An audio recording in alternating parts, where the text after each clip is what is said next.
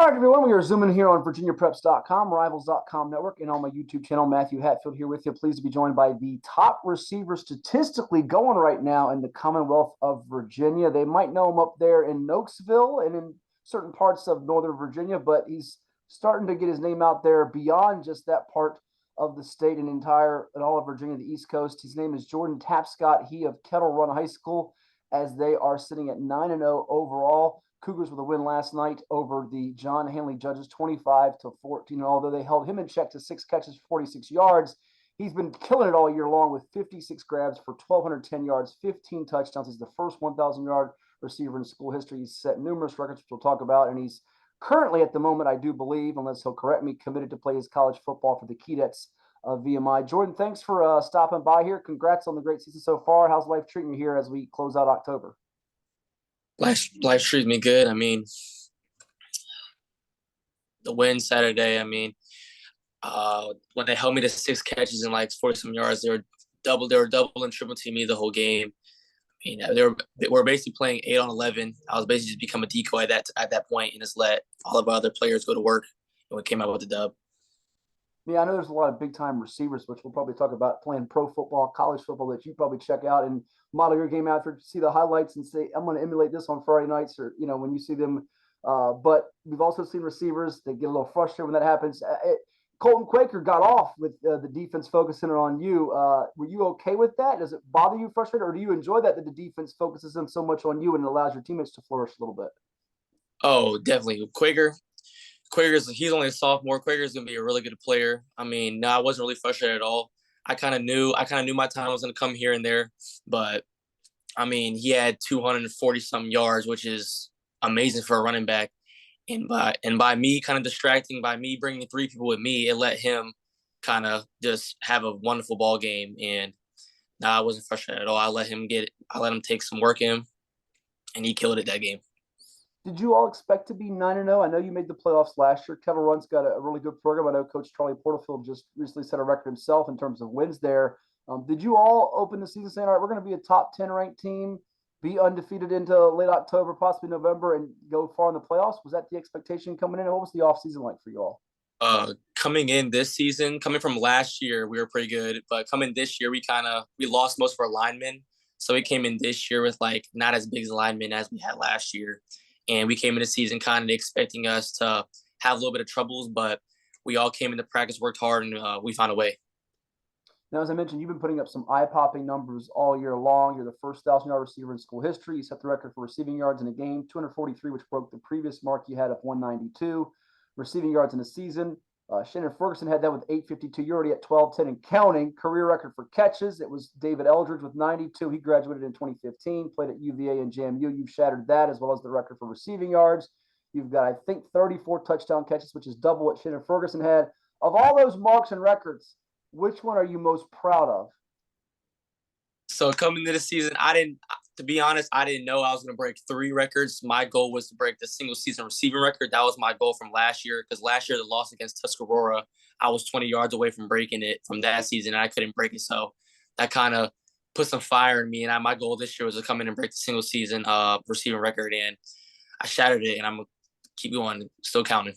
So be honest with me. When you look at the leaderboards, whether you're looking on Virginia Preps or Max Preps, whatever website it is, different newspaper outlets, Twitter, social media, are you following what other receivers around your area, more specifically across the state, are doing? And was that something you thought about, all right, I can be the top guy in these categories, be it yards, catches, TDs in the state? Is that something you've given any thought to at all? Or I kind of went on Max Preps to see everybody's stats to see, do I got to, step my game up a little bit if someone starts trying to catch me? Because to be honest with you, I want to stay at the top. I don't want to be second place. I want to stay number 1. But no, it hasn't really came across my mind much. Okay. Biggest game of the year was probably the Fauquier game, 10 grabs for 243 yards, 3 TDs. Tell me what was so special about that game. And in addition, the development and the chemistry you've gotten in the passing game with your quarterback, Abraham Chumley, who certainly is the guy giving you the rock, so he's got to get a lot of praise and love, right? Yes, sir, he does. I got to thank Abram for the game. So the Fauquier game, there was a lot of posts going around about me hating and all that. It's our rivals, so they're 8-0. Not 0-8. They haven't won a game yet, but there was a lot of hate going around. They're making posts about me and my teammates and all that. So I kind of went there with a chip on my shoulder and I was like, I'm gonna give him a game to remember. So I had to break my own record out there: 3 touchdowns, 247 yards. Just had to do it to him. Certainly, there's a lot of traits and attributes that go into making a receiver one of the best around. Hands, route running, speed, athleticism. What would you say for one that hasn't watched your game before and will check you out either in highlights or in person, maybe a playoff game, is the best part of Jordan Tapscott's game? I think the best part of my game is probably my route running. Okay. I sell fades and I sell routes that you probably know pretty good, and that's how I get open most of the time. Mm-hmm. Has one of the things people have been wondering about is just how fast this guy is, because they see the numbers, they wonder about the competition level. Can you run this 40 time? You might have put that to rest, though, with the punt return you ran back a couple weeks ago for a score, right? Yes, sir. How do you work on speed and getting better? What are the things you're constantly trying to improve on to open more eyes, take your game up a peg, and perhaps even draw more attention? I've been trying to work on getting more explosive. That's one thing I've been trying to work on, and getting out of my breaks quicker. Those are the main keys I really try to work on. I think like my overall like speed is pretty good. I just want to work on like my first step out of the stance to explosiveness and all that. So that's the main things I've been working on. Okay. Now you're currently committed to VMI, is that right? Sir. Okay, is that 100%, or are you just committed for now? And if someone at a higher level, be it FBS, Power 5, wants to get involved, they could certainly flip you come signing day. What's kind of your outlook with it at the moment? My plan right now is I'm 100% on VMI right now, but I mean, I haven't really been getting no love by any Power 5 schools. So right now I'm dead set on VMI, and they got all the marbles so far. Sure, and they've got a good class coming in. It looks like with yourself. I know they got Davion Corpenning from Warwick High School, is a really good two-way playmaker, three-phase contributor, much like yourself. What was it about VMI that sold you and was different about other schools that were recruiting you a little bit? What was there about VMI? VMI, they showed a lot of love to me, and they really wanted me there. And just the overall like atmosphere in the game, atmosphere with the coaches. The coaches were amazing. The coaches, which is what made the whole thing for me. Like the receivers coach Bilal, he was the main reason. He was the main reason why I committed to VMI. He showed me so much love, and like he actually cared about me. He actually like sees me like being a future like great at VMI. So that's kind of what got me to commit to VMI. Mm-hmm. Goals coming in, we hit on individually some of the marks you were looking for, but for this team, 9-0, you're starting to get more of a target on your backs, if you will, with the Cougars. And that's a good thing, I think, in a lot of ways, because if you're not winning games, you don't have that target on your back. You were down at halftime. What's it going to take for this team to not just make the playoffs, which you're going to do, but now advance past the first round and possibly get some hardware winning championship? What it's going to take, I mean, the last 2 years we haven't really made playoff runs, but this year we have a different like mindset. We just got to go into the game and play how we play every single game we played in the regular season. I mean, there's really not much we really need to do. We just need to play our ball game. All of us need to just play hard and just continue playing how we play now. Mm-hmm. What do you think is going to be the strength of your team come playoff time that will allow you all to excel, and the things that Coach Charlie Porterfield is emphasizing with you all to take that next step as a program? I think what's going to happen is expecting going into the playoffs. I'm expecting teams to do what Hanley did. They might go ahead and double team me again, so we need to probably figure out some different plays to get our other teammates on the board and all that. So that's really mainly it. We just need to have different players like make big time plays. Mm-hmm.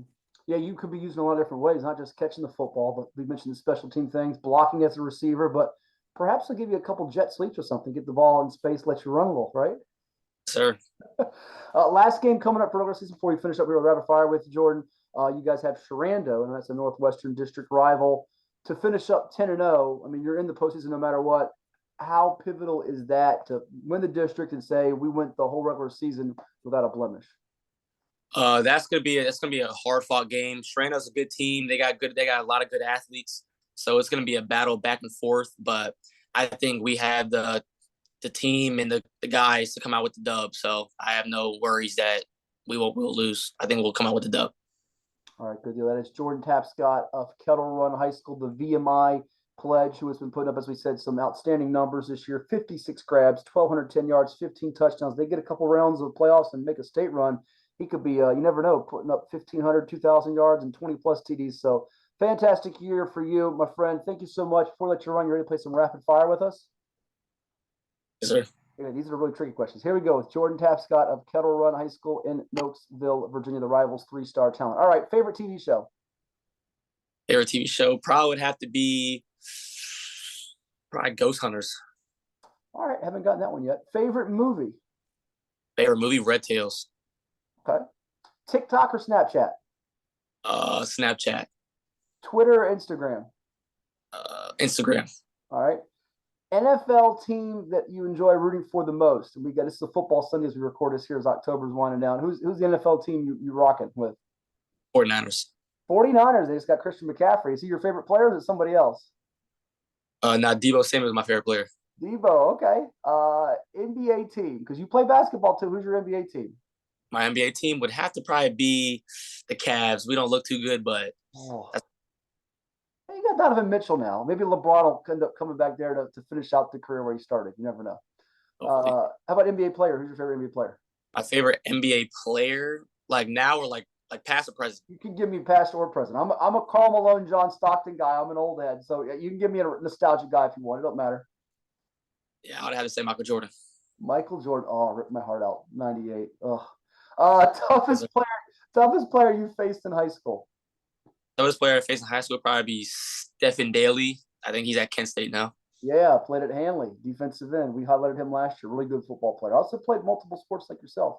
All right, if you can visit one place in the world that you've never been, where would you go? Probably like France. All right. Oui. Three more for you. Halloween's approaching, 8 days away as we record this. What's your Halloween go-to candy? Reese's Cups. Reese's. Tell you what, when I was a kid, I was 3 years old. I had a bunch of them. I was up the walls, going all over the place, like my 5-year-old niece is doing right now. All right, costumes. Everybody gets dressed up for Halloween. Give us the costume that was your number one costume, or you can give me the costume that you're ashamed to admit you went as back as a kid. I had like that fat suit, like the blow up fat suit. I don't know what it's called, like the sumo thing. Kind of All right, and lastly, who does the best impersonation of Coach Porterfield on the Kettle Run team? And I would have to say Peyton Mahaffey. Peyton Mahaffey. All right, when Coach hears this, he's going to make Peyton run extra laps and stay probably late for practice. Jordan, thank you so much. Congrats on a wonderful season. I know it's not done for you yet. Keep shattering records and making noise, and the Kettle Run Cougars continue their run for a championship. All the best to you, and we'll talk soon. All right, thank you. Thank you.